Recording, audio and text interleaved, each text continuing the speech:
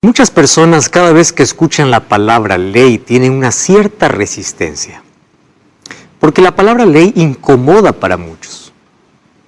Lo triste es que dentro del mundo cristiano hay millares que desprecian la ley de Dios. La gracia, dicen algunos, que eliminó la ley. En la cruz ya fue abolido. Ahora no necesitamos más guardar la ley de Dios ni ningún tipo de ley porque la gracia es suficiente para todo. Eso es lo que enseña la Biblia. Hoy quiero sentarme aquí para poder conversar contigo porque este es un tema muy interesante y al mismo tiempo controversial. Hay algunos que piensan que Dios tiene dos maneras de poder salvar. En el Antiguo Testamento salvó de una manera, a través de la ley, y en el Nuevo Testamento a través de la gracia. ¿Es así la salvación? ¿Cuál es la comprensión que tú tienes sobre la ley de Dios? Bienvenido. Está comenzando Biblia Fácil. Y yo quiero que tú puedas tener hoy día Biblia en mano, como siempre te pido que lo hagas, porque no quiero que tú puedas escuchar los argumentos que yo te presento. Hoy oré por ti y oré por aquellas personas tan sinceras que están buscando la verdad. Pero yo no quiero aquí decir que yo tengo la verdad. La verdad tiene la palabra de Dios. Y dejemos a un lado nuestros argumentos y lo que por allí nos dijeron muchas personas. Abramos la Biblia y dejemos que la Biblia nos enseñe. ¿Estás dispuesto? Cierra tus ojos, vamos a orar. Querido Dios, tenemos disposición en el corazón para aceptar tu palabra. Gracias por aquella persona que está viendo este programa a través de la TV Nuevo Tiempo, a través de una red social, de YouTube. Y queremos que tu Santo Espíritu ilumine nuestra mente. Y la verdad que vamos a comprender pueda ayudarnos a entender la grandeza de tu ley. En el nombre de Jesús. Amén. Yo quiero ofrecerte para ti un curso bíblico que está disponible para todas las personas que quieren continuar estudiando la Biblia. Se trata del curso bíblico Biblia Fácil Daniel. Tú puedes ingresar a nuestro sitio web, estudialabiblia.com, y allí tú vas a elegir cómo estudiar este curso. Puedes pedirlo en formato físico, digital o hasta estudiarlo a través de WhatsApp. Así que ingresa a estudialabiblia.com. Hoy tenemos una linda experiencia contada por Juan Gabriel. Vamos a verla juntos. Hola a todos, mi nombre es Juan Gabriel López, soy ingeniero industrial y ahora estoy estudiando mi primer año de licenciatura en teología. Recuerdo que cuando estudié en una universidad pública, cuando estudié ingeniería en Santa Fe, en Argentina, recuerdo que se vio probada mi fe en repetidas ocasiones y sobre todo se vio cuestionado el hecho de la vigencia de la ley de Dios. ¿Sí? Nosotros sabemos que la palabra de Dios, digamos, es un reflejo de lo que es Él, ¿sí? Es su carta de presentación, y Dios en la Biblia nos dice que ni una jota ni una tilde pasará hasta que Él vuelva, ¿sí? En palabras de Jesús. Y recuerdo que cuando estaba en los primeros días de clases, con algunos compañeros, surgió el tema de conversación acerca del noviazgo y, bueno, las relaciones antes del matrimonio o fuera del matrimonio también. Y recuerdo que estábamos conversando y yo manifesté que, bueno, nunca había tenido relaciones porque entendía que no era correcto, digamos, hasta que uno no contrae matrimonio, digamos, y sigue, bueno, todos los pasos bíblicos. Y recuerdo que a partir de ese día hubo un compañero o algunos compañeros que dejaron de hablarme, dejaron de relacionarme conmigo porque ellos no entendían que eso pudiera ser algo bueno, no entendían, digamos, que la ley de Dios y su voluntad sigue vigente. Y bueno, es difícil porque con la edad que por ahí uno es más joven, digamos, y comienza los estudios universitarios, no le gusta tener que sufrir esa discriminación. Recuerdo que he perdido muchos compañeros, digamos, o relaciones con compañeros justamente por que la ley de Dios es algo que sin lugar a dudas tiene que estar muy presente en la vida del cristiano, y eso molesta a la gente que no cree en Dios o que no cree que la ley siga vigente. Y bueno, son sin duda ataques contra la fe que muchas veces los cristianos que tratamos de ser sinceros tenemos que sufrir. Pero bueno, por supuesto que sabemos que ni una jota ni una tilde de la palabra de Dios pasará hasta que Cristo regrese, y sabemos que su ley es algo inmutable. Nuestra fe tiene que estar fundamentada en un escrito está, aquí en la palabra de Dios. Y hay muchas personas que cuando hablo acerca del tema de la ley me hacen dos preguntas. La primera pregunta, ¿por qué usted habla de la ley cuando no hay muchos que hablan sobre este tema? Pues yo tengo 3 cortas respuestas.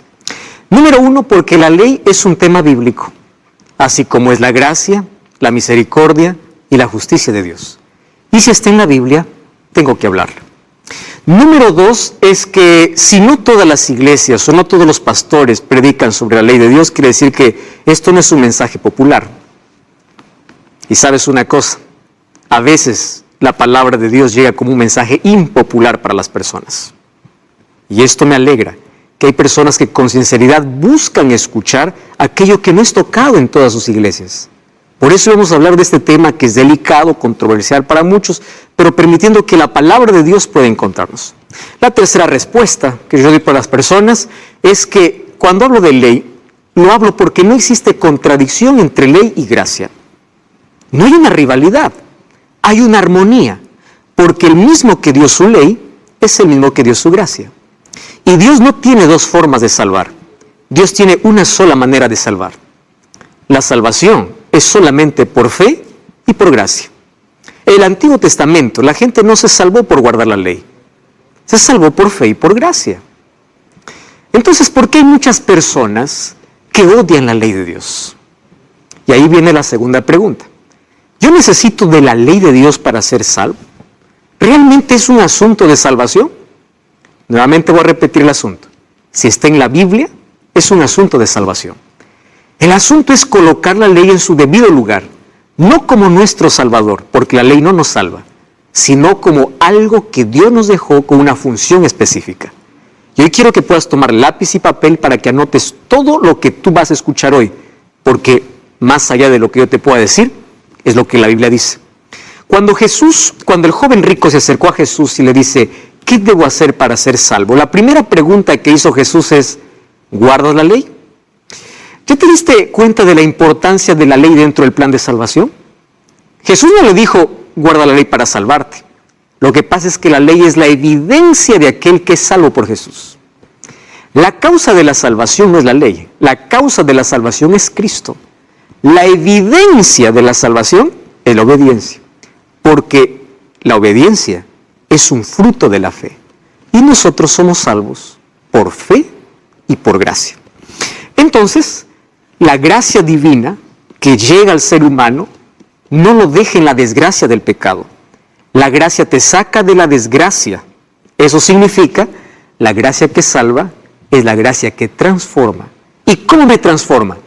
Transforma mis hábitos, mis gustos y me coloca en armonía con la voluntad de Dios, especialmente con su ley.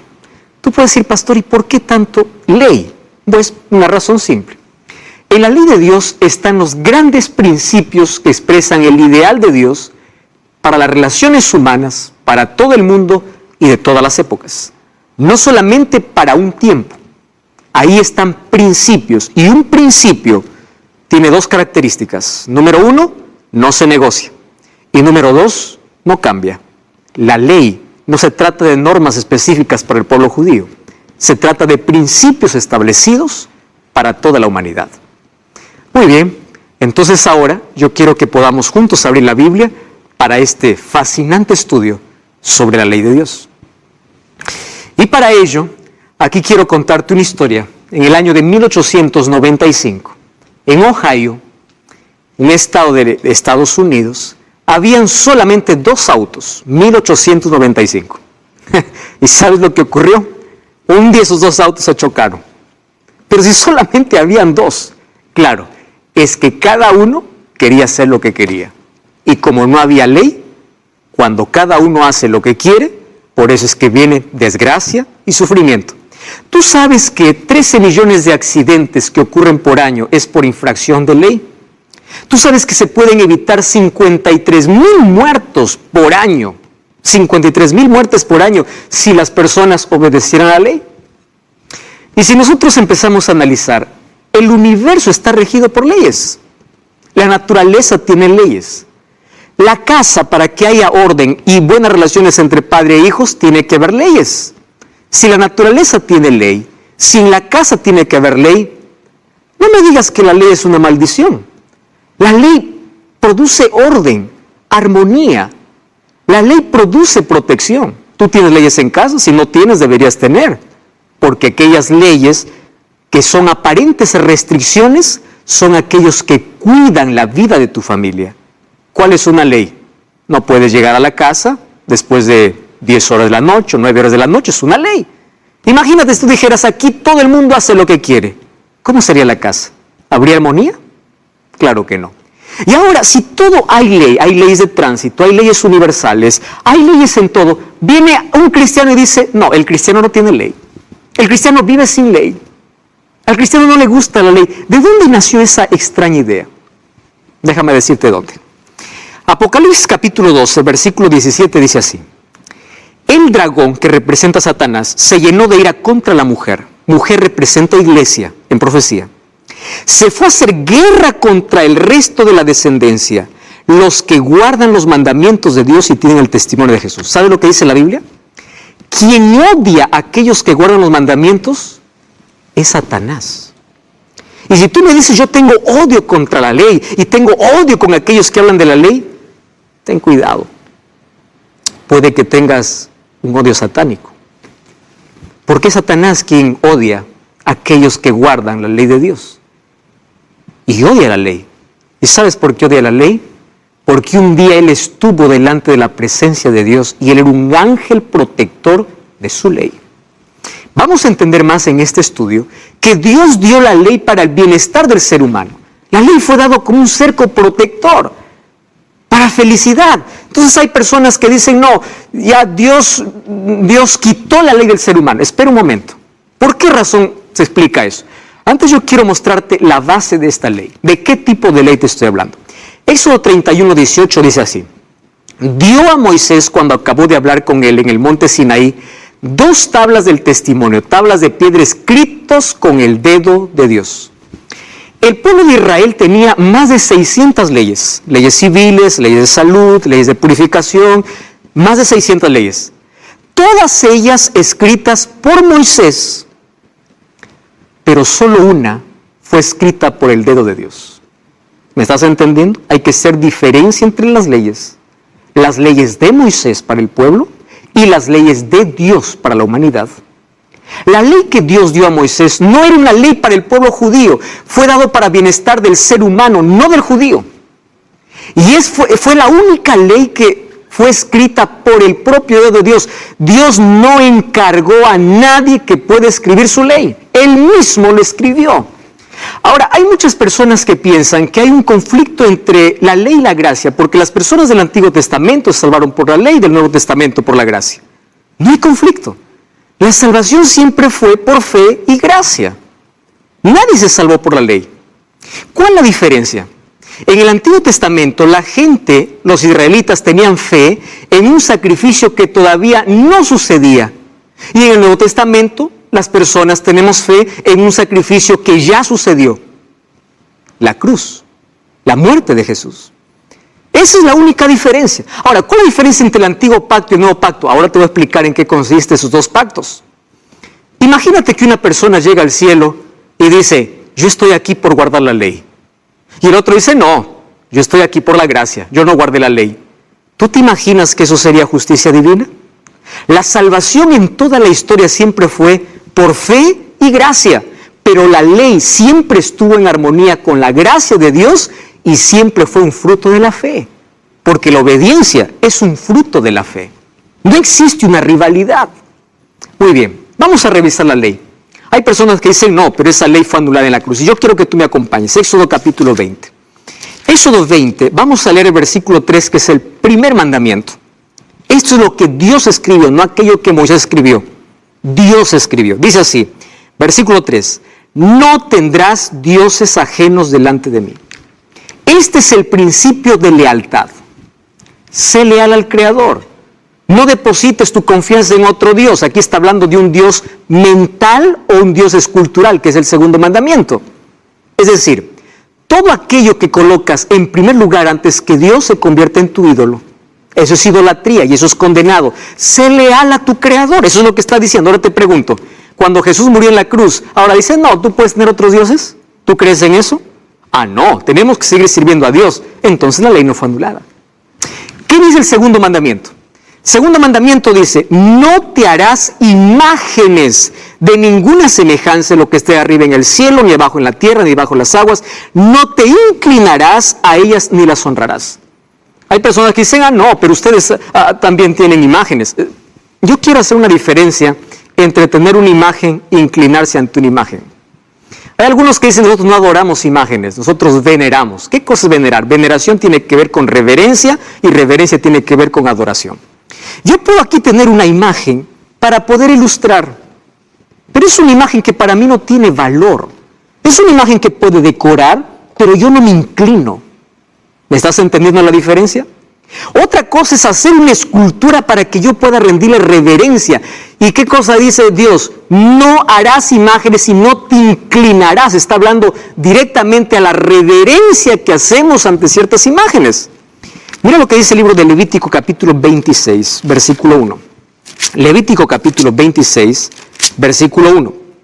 No haréis para vosotros ídolos, ni escultura, ni os levantaréis estatua, ni pondréis en vuestra tierra piedra pintada para inclinaros a ellas, porque yo soy Jehová vuestro Dios. Ni imagen, ni escultura.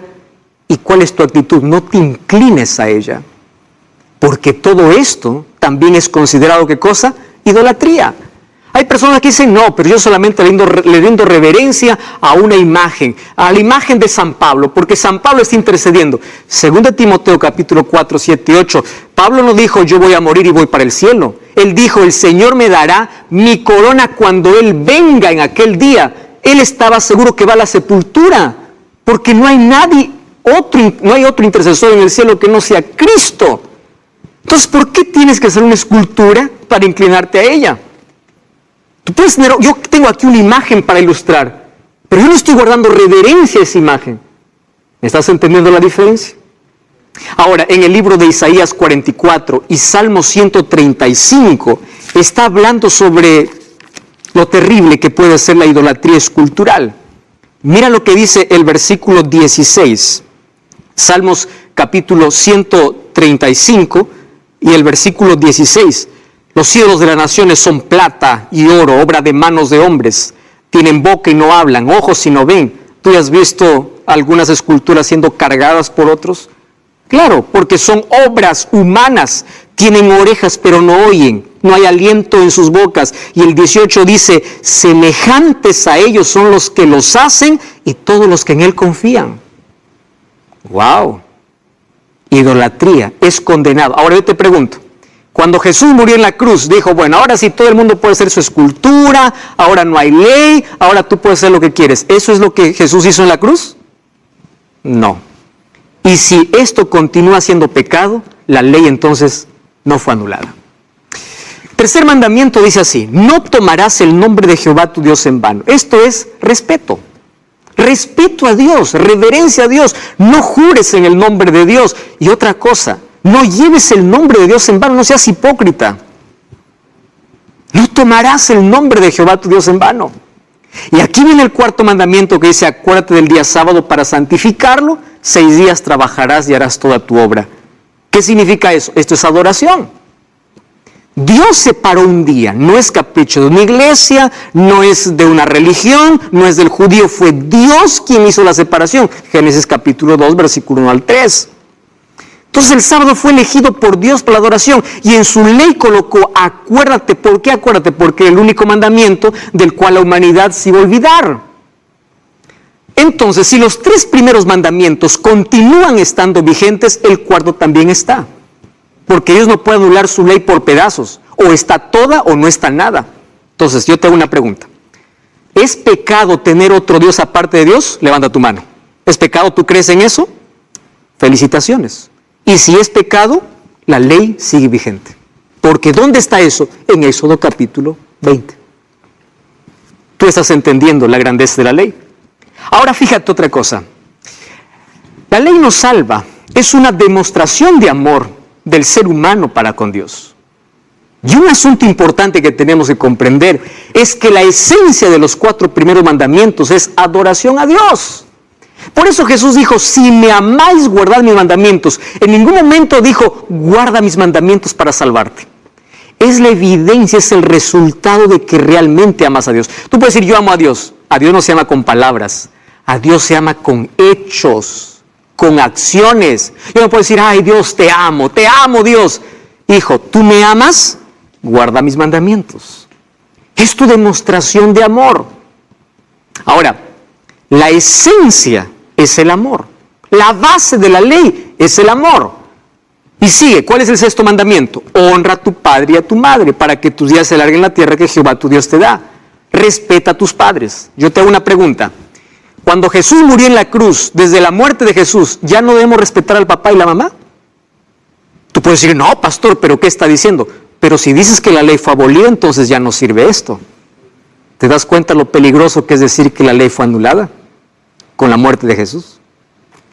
¿Y qué cosa dice el séptimo mandamiento, el 6º mandamiento? No matarás. Cuando Dios dice no matarás, está protegiendo tu propia vida.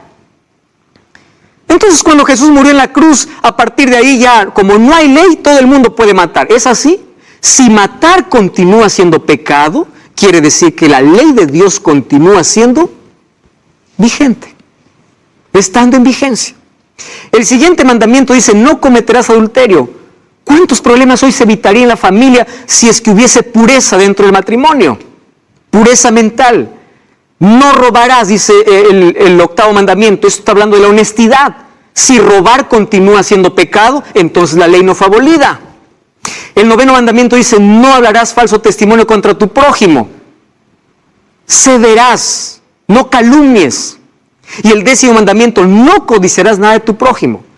Si codiciar sigue siendo pecado y hablar mal del prójimo sigue siendo pecado, entonces la ley no fue abolida en la cruz. ¿Por qué entonces tanta gente odia la ley? Porque no ha leído la ley de Dios. Solamente ha escuchado, la ley fue abolida en la cruz y punto. Pero lee. Aquí hay principios eternos de reverencia, de respeto, de adoración, de cuidado, de protección. Si el mundo obedeciera la ley, no hubiese adulterio, no hubiese robos, no hubiese corrupción. Si el mundo obedeciera la ley, el mundo sería diferente, porque el mundo desprecia la ley de Dios. Está viviendo el caos que vivimos. Y me llena de tristeza que entre el mundo cristiano se esté diciendo que ley no existe. Es decir, ¿para qué principios? Eso es lo que significa ser cristiano. Ahora viene Jesús y en Mateo 22, 36 al 40 le hacen la pregunta, maestro, ¿cuál es el gran mandamiento de la ley? Jesús le dice, amarás al Señor de todo tu corazón, y el segundo es semejante, amarás a tu prójimo como a ti mismo. Alguno dice, ahí está, Jesús vino, anuló la ley, porque ahora dijo, solo amor a Dios y solo amor al prójimo, pero te olvidaste de cómo termina el versículo. El versículo no termina allí, el versículo termina diciendo, de estos 2 mandamientos depende toda la ley. Jesús no anuló, Jesús lo que hizo es resumió, porque los 4 primeros mandamientos representan nuestro amor a Dios y los 6 últimos mandamientos, nuestro amor al prójimo. ¿Ya te diste cuenta que Jesús no anuló? Apenas resumió porque dijo, de esto depende toda la ley. Y él mismo dijo en Mateo 5:17, no penséis que he venido para anular la ley y los profetas. Ley eran los 5 primeros libros de la Biblia, el Pentateuco o la Torah era considerado ley. Y allí dice, no vine para anular la ley y los profetas, no he venido para abrogar, sino para cumplir. La palabra cumplir viene allí del griego pleromai, que significa engrandecerla. Jesús no vino para anularla, vino para engrandecerla. Si tú lees Mateo capítulo 5, Jesús en lugar de anular la ley, lo engrandeció. ¿Quieres pasarte un ejemplo? Jesús dijo, ¿oísteis que fue dicho no adulterarás? Y Jesús dijo, pero ahora os digo, aquel que ya piensa, tiene pensamientos de infidelidad, y es un adúltero. ¿Quitó Jesús la ley? No, al contrario, lo engrandeció. Y Él vino a enseñar cómo tenemos que cumplir. Versículo 18 dice, de cierto os digo que hasta que pase el cielo y la tierra, ni una jota ni una tilde pasará la ley, hasta que todo se haya cumplido. Y hay personas que dicen, no, es que Jesús guardó la ley por ser judío. No, los líderes judíos odiaban a Jesús porque Jesús no respetaba todas las tradiciones. Jesús no vino para respetar tradiciones, vino para enseñarnos a guardar su ley. Si la ley de Dios hubiese sido tradición, Jesús tampoco lo hubiese observado. ¿Te das cuenta que esto no fue dado para el judío, sino son principios eternos? Lo que nosotros necesitamos conocer es cuál es la función de la ley. Cuando colocamos la ley en el lugar equivocado, entramos en problemas. Otra vez, somos salvos por la gracia, pero la ley no está en contra de ella. Está en armonía porque cumple funciones. ¿Cuál es la función? En primer lugar, revela la voluntad de Dios. ¿Por qué? Porque la ley es la expresión del carácter y del amor de Dios. La ley indica el propósito divino para la humanidad y muestra cómo es que tenemos que vivir. Número 2, la función de la ley es la base del pacto divino. Dios hizo un pacto con Israel y en el Nuevo Testamento hizo un nuevo pacto. ¿Y sabes quién es, qué cosa colocó como base? Su ley. Lo vamos a ver de aquí a poco. El pacto del Antiguo y el pacto del Nuevo Testamento. ¿Cuál es la función de la ley? Es el código por el cual seremos juzgados. Eclesiastés capítulo 12, versículo 13 y versículo 14, mira lo que dice. Eclesiastés 12, 13. El fin de todo el discurso oído es este: teme a Dios y guarda sus mandamientos, porque es todo del hombre. Porque Dios traerá toda obra a juicio juntamente con toda cosa encubierta, sea buena o sea mala. Y si tú vas para Santiago capítulo 2, versículo 10 al 12, menciona la ley de Dios, incluso tomando 2 mandamientos de la ley, y dice: por este código seremos juzgados.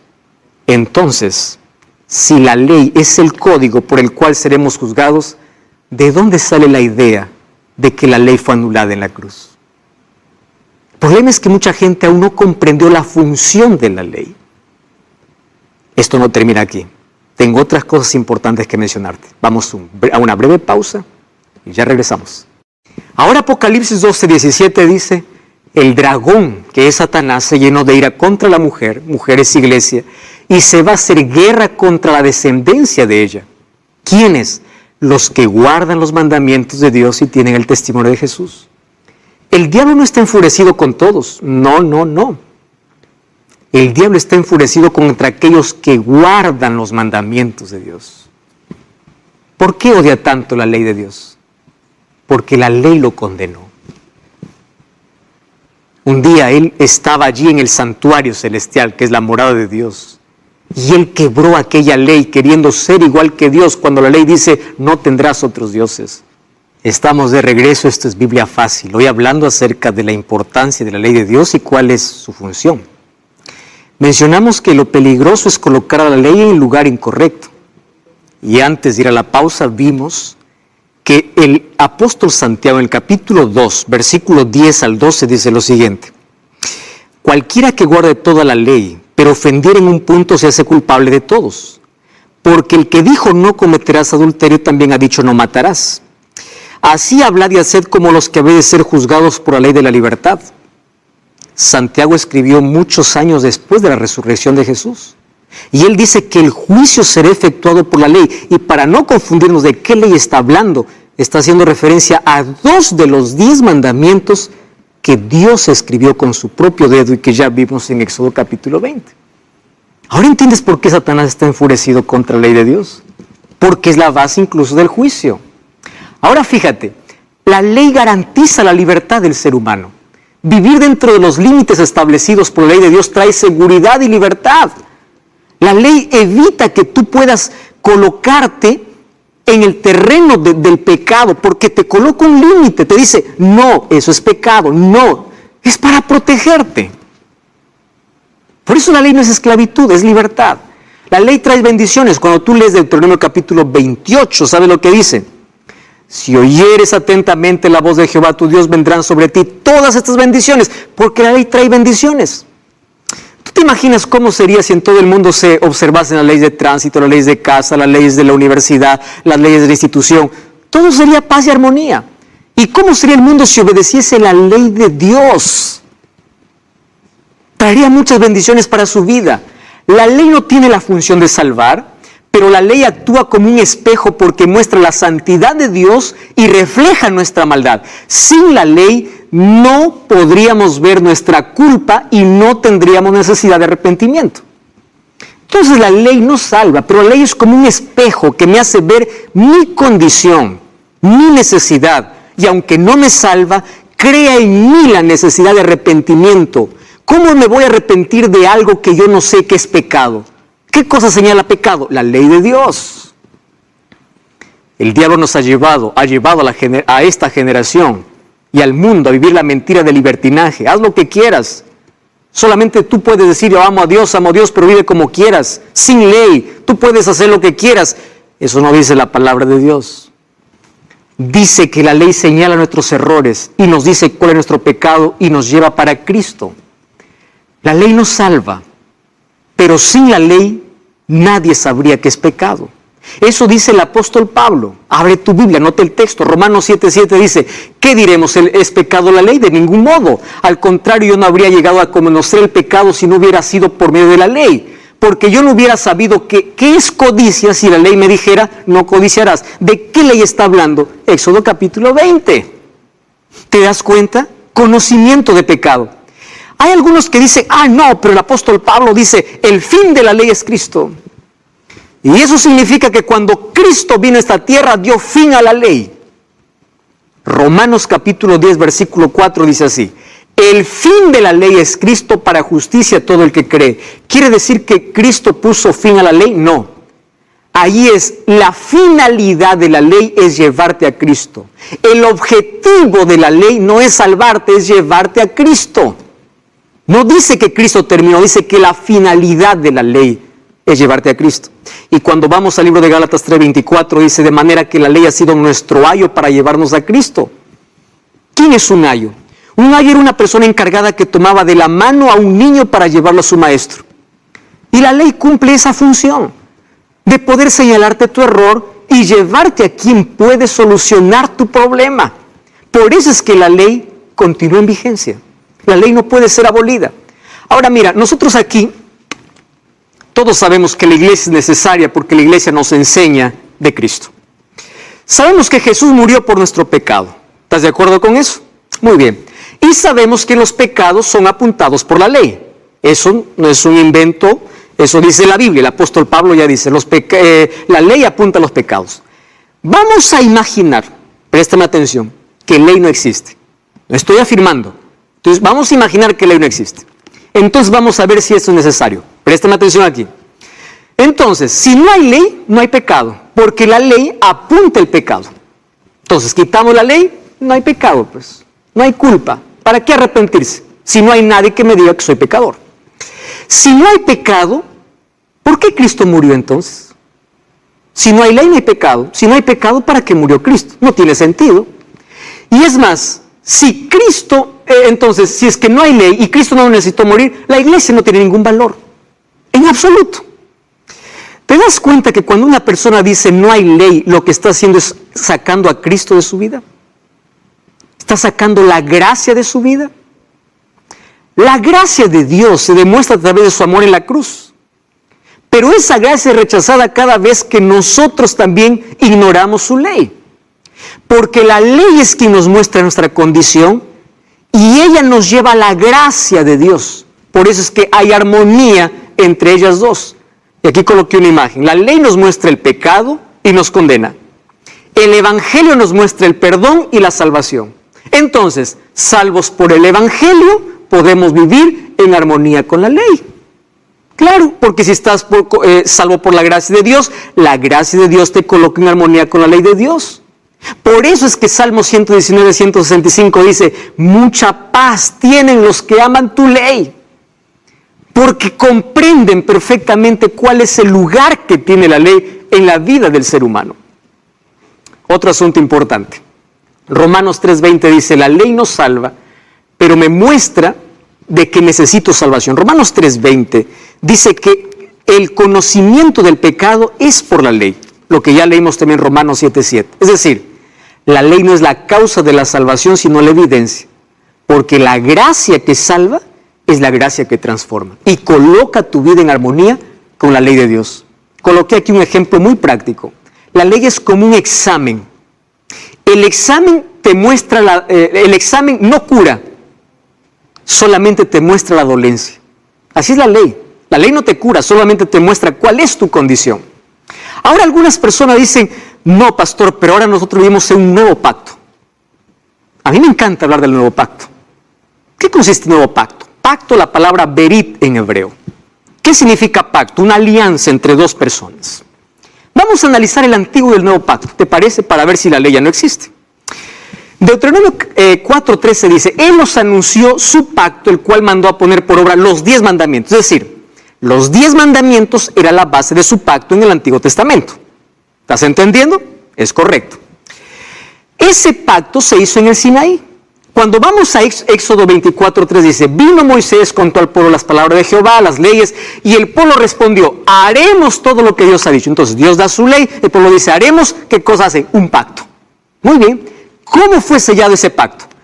Éxodo 24, 5 y 8 dice, Moisés tomó la sangre de animales que mataron y roció al pueblo y dice, esta sangre es del pacto.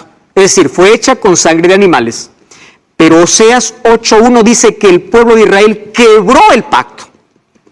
Entonces, hasta aquí entendimos que el pacto fue dado por Dios y el pueblo a través de su ley.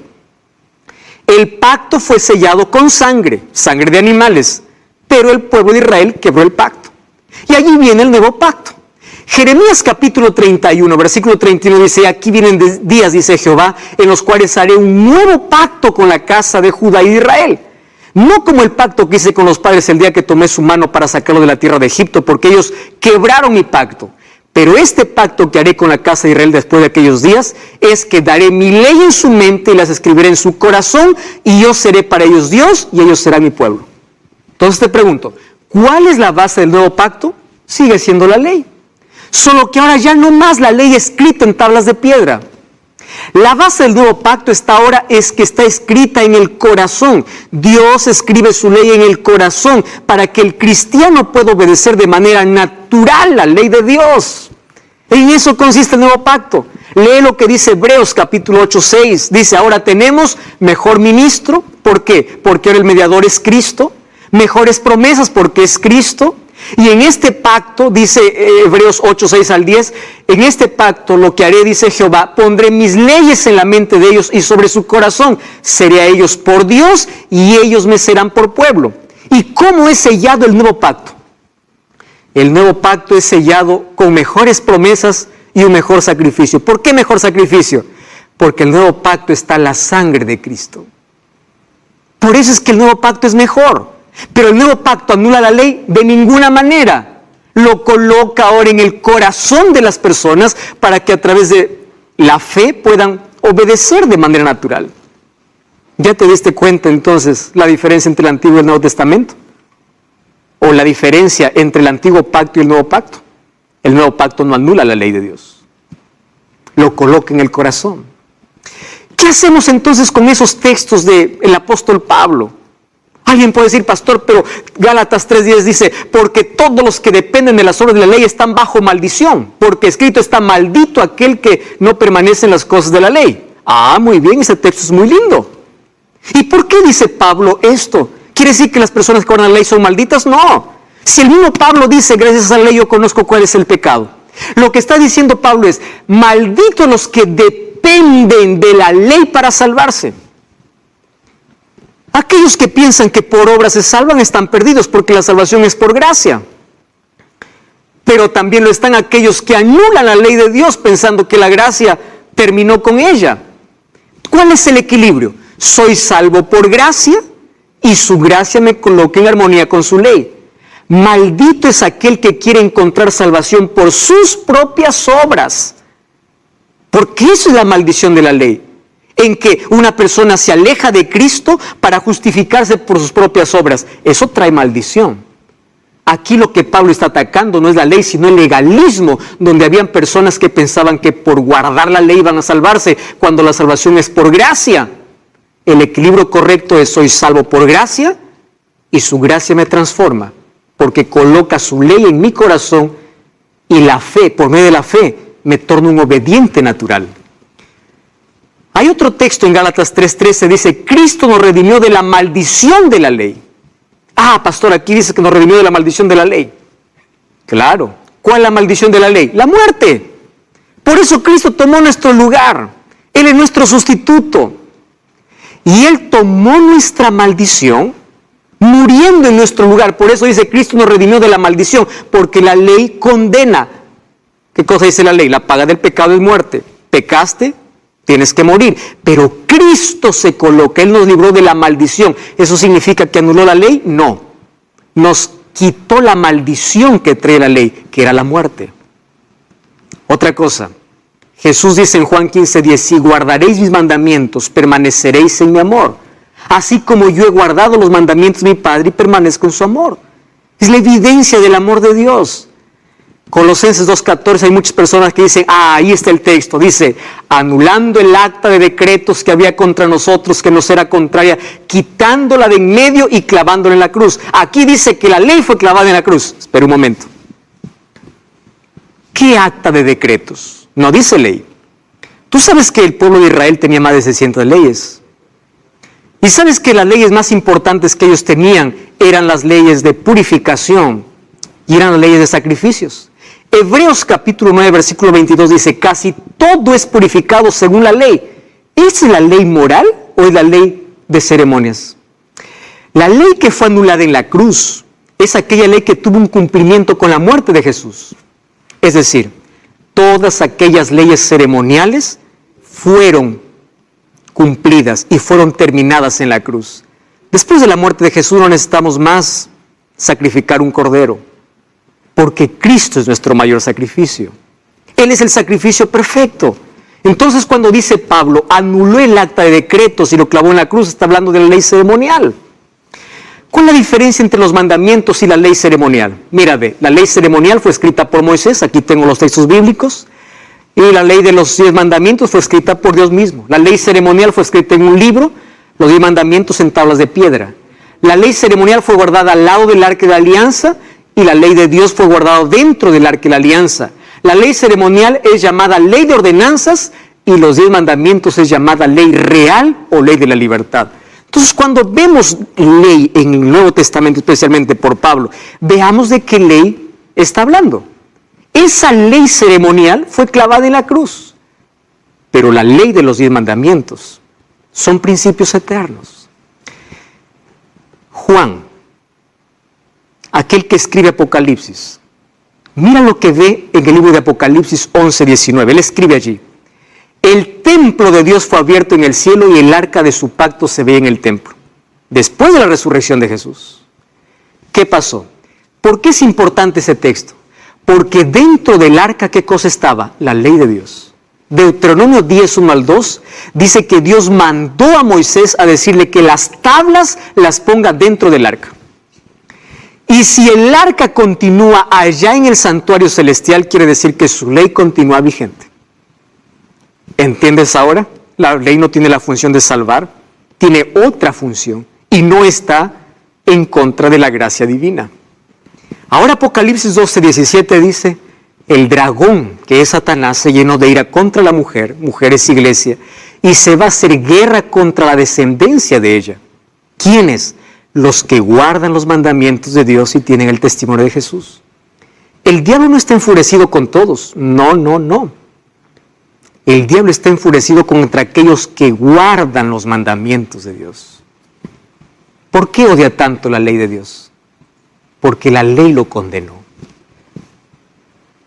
Un día él estaba allí en el santuario celestial, que es la morada de Dios.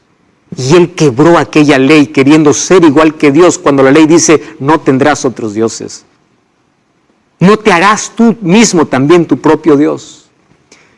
Pastor, tú puedes decir entonces en qué momento el ser humano se atrevió a anular la ley de Dios.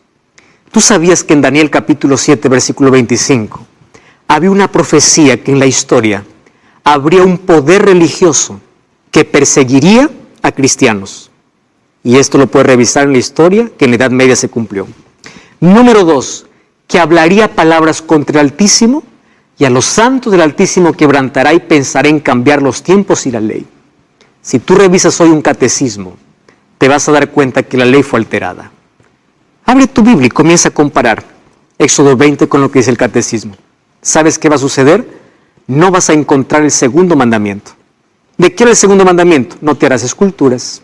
No vas a encontrar eso. No vas a encontrar el cuarto mandamiento. ¿De qué era el cuarto mandamiento? Acuérdate del día sábado. Fue reemplazado, ¿sabes por qué? Por santificar las fiestas o guardar el domingo. No vas a encontrar que el 10º mandamiento se divide en 2 para completar 10. Fue alterada, más eso estaba en la Biblia. El ser humano tuvo ese atrevimiento.